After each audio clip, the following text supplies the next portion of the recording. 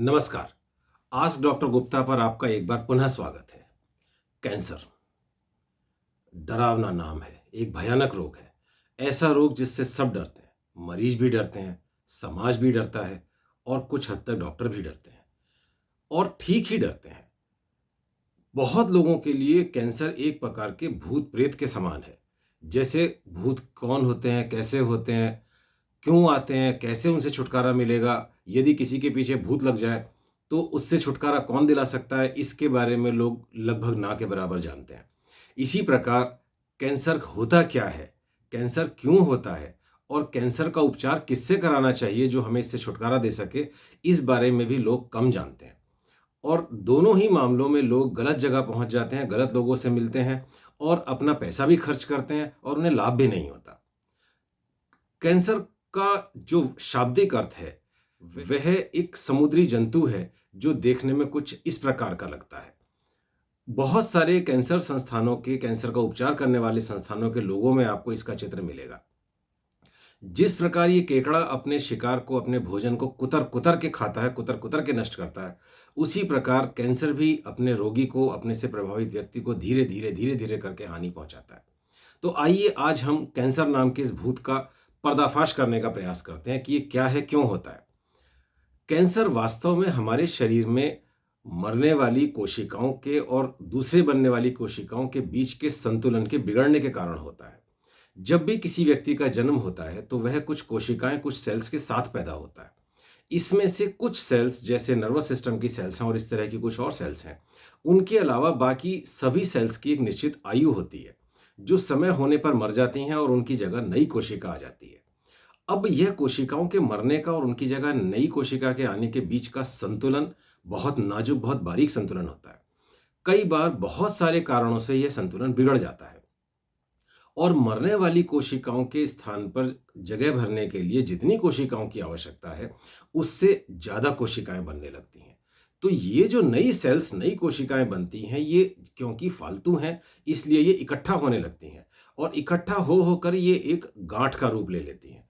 ये एक ऐसी गांठ है जो कि उन कोशिकाओं से बनी है जो सेल के मरने और फिर से पैदा होने के नॉर्मल टाइम टेबल से नहीं चल रही हैं। इसलिए ये गांठ अनकंट्रोल्ड बढ़ती रहती है और इसी को कैंसर कहते हैं। ये जो फालतू सेल्स हैं, जो गांठ बनी है, यह हमारे भोजन में से सारा का सारा पोषण, सारी की सारी ऊर्जा खींच लेती है। इस प्रकार जो व्यक्ति इससे पीड़ित है, उसके शरीर को पोषण और ऊर्जा नहीं मिलती और ये कैंसर बढ़ता जाता है। तो इससे प्रभावित होने वाला जो रोगी है, वह तो कमजोर होता जाएगा और यह बीमारी बढ़ती चली जाएगी। इसको हम एक प्रकार से पेट में होने वाले कीड़े से मिला सकते हैं कि जिस प्रकार पेट में कीड़ा होता है जो हमारा सारा भोजन खा जाता है और रोगी कमजोर होता चला जाता है और कीड़ा बढ़ता चला जाता है, उसी प्रकार ये कैंसर की बीमारी है। काफी समय बाद ऐसा होता है कि कैंसर की जो कोशिकाएं हैं वो जहां उत्पन्न हुई हैं, वहां से टूटकर कहीं और पहुंच जाती हैं खून के साथ या और दूसरे तरीके से और वहां जाकर बढ़ने लगती हैं, जैसे लंग्स में, फेफड़ों में, लिवर में, मस्तिष्क में। और वहां पर भी इनकी जो ग्रोथ है, जो इनका बढ़ाव है, वो अनियंत्रित रहता है, जिसे कैंसर का फैलना कहते हैं। आपने पेट के कीड़ों के बारे में भी सुना होगा कि कभी कभी कीड़े का अंडा दिमाग में चला जाता है और वहां से व्यक्ति को दौरे पड़ने लगते हैं।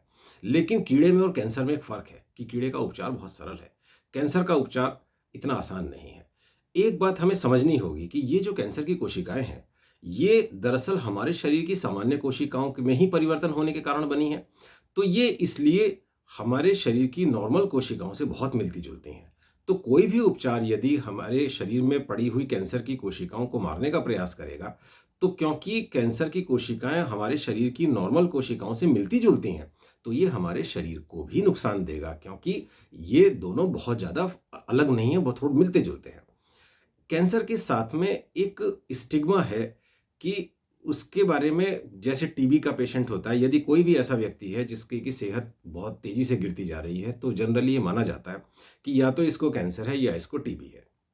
मजे की बात यह है कि कैंसर और टीबी दोनों का इलाज हो सकता है, दोनों से छुटकारा मिल सकता है और कुछ हद तक दोनों से बचा भी जा सकता है।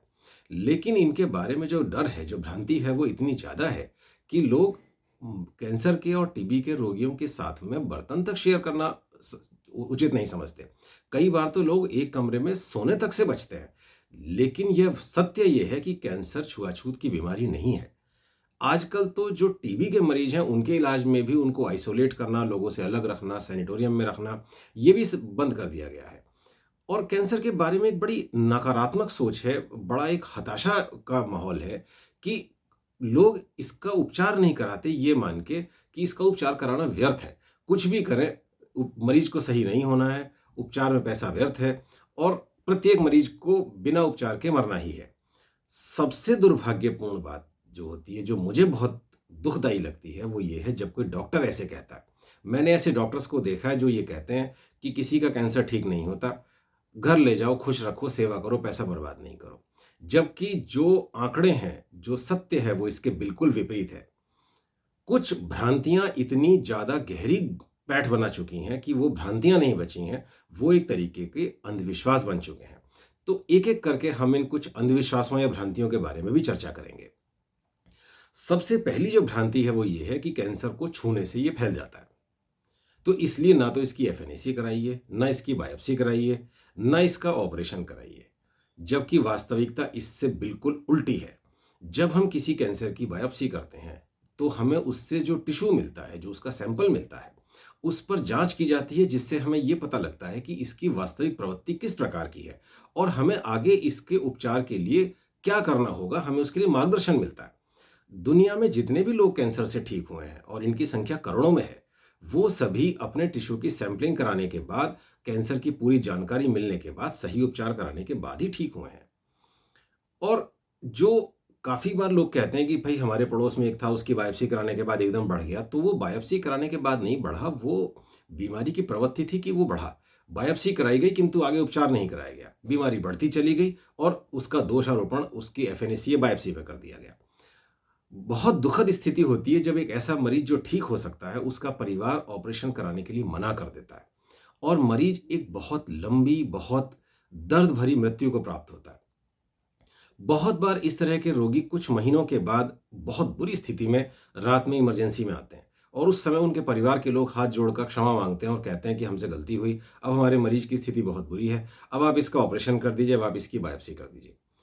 इस समय में जो ये कुछ महीनों का समय निकला है, रोग बहुत ज़्यादा बढ़ चुका होता है और मरीज की स्थिति भी बहुत खराब हो चुकी होती है। तो ऐसी कंडीशन में ज़्यादातर मामलों में सिर्फ मरीज की तकलीफ़ें कम करने के अलावा कोई उपचार संभव नहीं होता और इस प्रकार एक ऐसा रोगी जो ठीक हो सकता था, जिसका रोग समाप्त हो सकता था, वो सिर्फ इन भ्रांतियों, इन अंधविश्वासों की वजह से बहुत दुखद मृत्यु को प्राप्त होता है और एक जीवन जो बच सकता था, वो चला जाता है।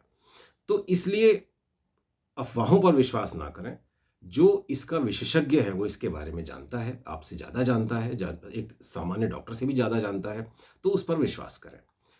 दूसरी भ्रांति, दूसरा अंधविश्वास कि कीमोथेरेपी के इतने साइड इफ़ेक्ट होते हैं कि उससे उपचार कराने के बजाय बिना उपचार के मरीज को मरने देना ज़्यादा अच्छा है। सबसे ज़्यादा लोग जिस उपचार से के साइड इफ़ेक्ट से डरते हैं, वो ये है कि साहब बाल गिर जाएँगे। जबकि एज़ ए डॉक्टर हमारे लिए यह एक बहुत ही माइनर साइड इफ़ेक्ट है, क्योंकि पहली बात तो ये क्षणिक है, टेम्परेरी है। दूसरा, इसका समाधान बड़ा सरल है। एक बाज़ार में मिलने वाला सादा-सा विग इस समस्या का बड़ा अच्छा समाधान कर सकता है।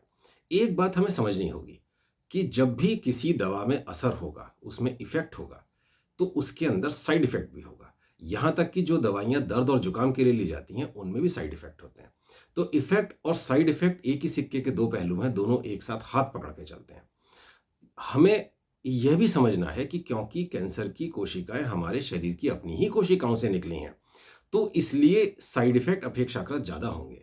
लेकिन तब भी किसी भी बीमारी में, कैंसर भी उसी में आता है, उपचार तब दिया जाता है जब उपचार देने वाले को, चिकित्सक को यह लगता है कि जो इसके लाभ हैं, वो इसके साइड इफ़ेक्ट, इसकी परेशानियों से ज़्यादा हैं। ये सभी उपचार, लगभग सभी जो इसके साइड इफ़ेक्ट हैं, वो कुछ समय के लिए होते हैं, टेम्परेरी होते हैं।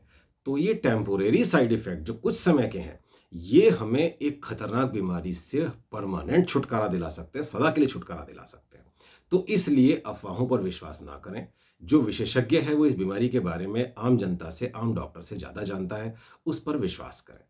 तीसरी भ्रांति, तीसरा अंधविश्वास ये है कि जितना महँगा इलाज होगा, उतना अच्छा असर आएगा। या दूसरे शब्दों में कहें तो इलाज बहुत महँगा है। अगर हमारे पास ट्रक भर के पैसा नहीं है तो हमारा मरीज़ ठीक नहीं होगा, जबकि वास्तविकता इससे बिल्कुल उल्टी है। किसी भी रोग में ये नियम है कि जो सबसे अच्छी दवाइयाँ होती हैं, वो सबसे पहले दी जाती हैं और वो दवाइयाँ जिनको बहुत जाँचा-परखा गया है, जिनका जो असर है वो पूरी तरह से एस्टेब्लिश्ड है, स्थापित है, वो ज़्यादातर दवाइयाँ ऐसी हैं जिनका पेटेंट समाप्त हो चुका है और ये दवाइयाँ ज़्यादा महँगी नहीं हैं। जो दवाइयाँ ज़्यादा महँगी हैं, वो दवाइयाँ हैं जो नई हैं, जिनके प्रभाव अभी उतने स्पष्ट नहीं हैं जितना इन ऑफ पेटेंट दवाइयों के प्रभाव स्पष्ट हैं। इसी वजह से उनको दूसरे तीसरे नंबर पे दिया जाता है। तो इसलिए इस भ्रांति के वजह से घर में ना बैठे रहें, मरीज का उपचार ना रोकें। और ये भी बात है कि जितना दवाई का खर्चा बढ़ता है, उतना लाभ बढ़े उसी प्रोपोर्शन में इंक्रीमेंटल बेनिफिट मिले, उतना ही बढ़ा हुआ लाभ मिले, ये आवश्यक नहीं है। तो इसलिए अपने डॉक्टर से बात करें, यदि जो उपचार आपको बताया जा रहा है, वो आपको लगता है कि आपकी सामर्थ्य से बाहर है, तो अपने डॉक्टर को बताएँ। सस्ता उपचार करा लेना बेहतर है, बजाय इसके कि उपचार ही बंद कर दिया जाए, कुछ भी ना किया जाए। ऑपरेशन और रेडियोथेरेपी और कीमोथेरेपी इन सब के बारे में अलग-अलग भ्रांतियाँ हैं। इनके बारे में बाद में अलग-अलग विस्तार से चर्चा करेंगे। एक बात मैं और कहना चाहूँगा, कभी भी अपने मन में ये ना रखें कि मेरे पास अगर बहुत सारा पैसा होता तो आज मेरे परिवार का कोई व्यक्ति जीवित होता। ज़्यादातर यह सत्य नहीं होता। सबसे महत्वपूर्ण ये है कि आपका जो उपचार करे वो व्यक्ति उस रोग का विशेषज्ञ हो। यह सिर्फ कैंसर के ही बारे में नहीं बल्कि हर रोग के बारे में है।